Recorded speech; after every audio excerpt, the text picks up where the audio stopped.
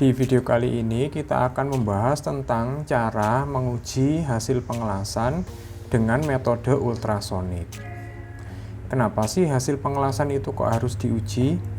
Fungsinya adalah untuk melihat apakah di dalam pengelasan yang kita lakukan ada cacatnya atau tidak. Jika di dalam pengelasan yang kita lakukan ada cacatnya, secara otomatis kualitas pengelasan yang kita lakukan itu buruk.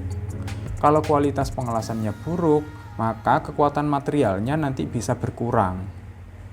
Nah, salah satu metode yang bisa digunakan untuk menguji hasil pengelasan adalah yaitu dengan gelombang suara ultrasonik. Di kesempatan kali ini kita akan membahas sekilas tentang apa itu pengujian dengan menggunakan metode ultrasonik. Isi pembahasan kita adalah DTN-DT, yaitu metode pengujian untuk menguji baik menguji pengelasan maupun menguji kualitas dari suatu logam. Kemudian ada prinsip kerja dari ultrasonik itu sendiri, nanti bagaimana cara kerjanya. Ketiga adalah alat bahan apa saja yang diperlukan. Yang keempat adalah jenis cacat apa yang bisa terdeteksi. Dan yang kelima adalah langkah prosedur pemeriksaan dengan metode ultrasonik. Nah, pertama ini adalah bagaimana cara menguji suatu pengelasan atau material logam, bagaimana kualitasnya. Di sini secara garis besar dibagi menjadi dua, yaitu non-destructive test, disebut juga NDT, secara terjemahan yaitu uji tanpa rusak. Berikutnya yaitu destructive test atau uji yang menimbulkan kerusakan. Uji yang menimbulkan kerusakan sendiri secara garis besar ada 5. Pertama adalah tensile atau uji tarik, kedua adalah bending atau uji tekuk, yang ketiga adalah hardness atau uji kekerasan, keempat adalah mikro dan makro, yaitu uji untuk mengetahui bagaimana terbentuknya struktur yang ada di dalam material. Yang kelima adalah uji impact. Nah, kita akan fokus pada uji yang non-destructive test. Sebelumnya kita sudah membahas tentang visual, penetran, magnetik, dan radiografi. Sekarang kita akan membahas tentang metode pengujian dengan memanfaatkan gelombang suara atau gelombang ultrasonik. Prinsip kerja dari ultrasonik. Mohon maaf, ini ada salah ketik. Prinsip kerjanya bagaimana? Di sini kita lihat di bagian ini namanya probe. Probe ini diberi pulser. Nanti dia akan mengeluarkan gelombang suara. Gelombang suara ini akan merambat melalui material. Jadi ini adalah material yang akan kita uji. Kalau dia tidak ada cacat, maka dia akan menembus sampai ke dasar material. Kemudian dipantulkan kembali. Nah, dari pantulan ini akan didapatkan panjang gelombang atau panjang grafik ini sesuai dengan ketebalan material. Nantinya kita juga harus paham prinsip trigonometri karena ini menunjukkan sudut. Tapi biasanya dengan alat yang kita gunakan sudah dikonversi menjadi bentuk ketebalan.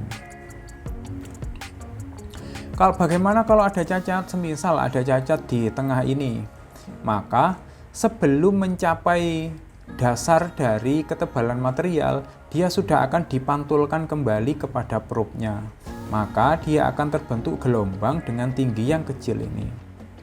Kalau misalnya material ini ketebalannya 80, saat tidak menabrak cacat dia akan ada grafik 80 ini. Tapi ketika dia ada cacat pada ketebalan 40, maka akan terlihat di grafik 40 yang seperti ini. Seperti itulah prinsip kerjanya. Kemudian alat dan bahan apa yang diperlukan? Pertama adalah probe. Probe adalah ini benda yang digunakan untuk melakukan scanning. Kedua adalah monitor display. Nah, ini sebenarnya alatnya bentuknya digital. Kemudian ada pulser nanti yang dihubungkan kepada probe. Dia yang berfungsi memberikan gelombang ultrasonik. Kemudian ada pelumas, vaselin atau air, yaitu nanti kita pakai agar probe dan material ini menapak dengan sempurna. Selain alat ini juga ada calibration block. Calibration block ini untuk menguji apakah peralatan kita ini sesuai atau tidak ada deviasi. Kemudian jenis cacat telas apa yang bisa dideteksi? Hampir semua jenis cacat telas bisa dideteksi dengan ultrasonic test, kecuali cacat-cacat yang ada di permukaan. Kalau cacat yang ada di permukaan nanti pasti ketemu ketika kita visual atau penetran test. Semua cacat yaitu termasuk crack, internal crack, slack inclusion, laminasi, incomplete penetration atau incomplete fusion nantinya akan terdeteksi ketika kita melakukan uji ultrasonik. Langkah dan prosedurnya bagaimana? Pertama adalah mengkalibrasi alat dengan menggunakan kalibrasi blok seperti ini. Di calibration block ini sudah ada cacat dengan kedalaman tertentu. Semisal ini kedalamannya setengah in, maka di alat kita yang kita kalibrasi juga harus ketemu ada cacat yang dalamnya setengah in. Jika ternyata cacatnya tidak ketemu atau mungkin ketebalannya berbeda, berarti alatnya tidak tepat atau tidak bisa dipakai untuk saat itu. Alatnya harus kita servis terlebih dahulu atau kita tidak pakai alat itu, kita pakai alat yang lainnya. Alat yang lainnya juga kita perlakukan yang sama, kita kalibrasi dulu. Apakah alatnya cocok sesuai dengan calibration block atau tidak. Kemudian memilih sudut probe yang sesuai. Yang ketiga adalah persiapan permukaan. Jangan sampai di atas material ini ada debu, karena debu itu bisa menghambat jalannya sinar ultrasonik, jalannya gelombang ultrasonik. Kemudian inspeksi dan analisa. Inspeksi analisa ini yang akan menghasilkan di lokasi mana ada cacat dengan kedalaman berapa.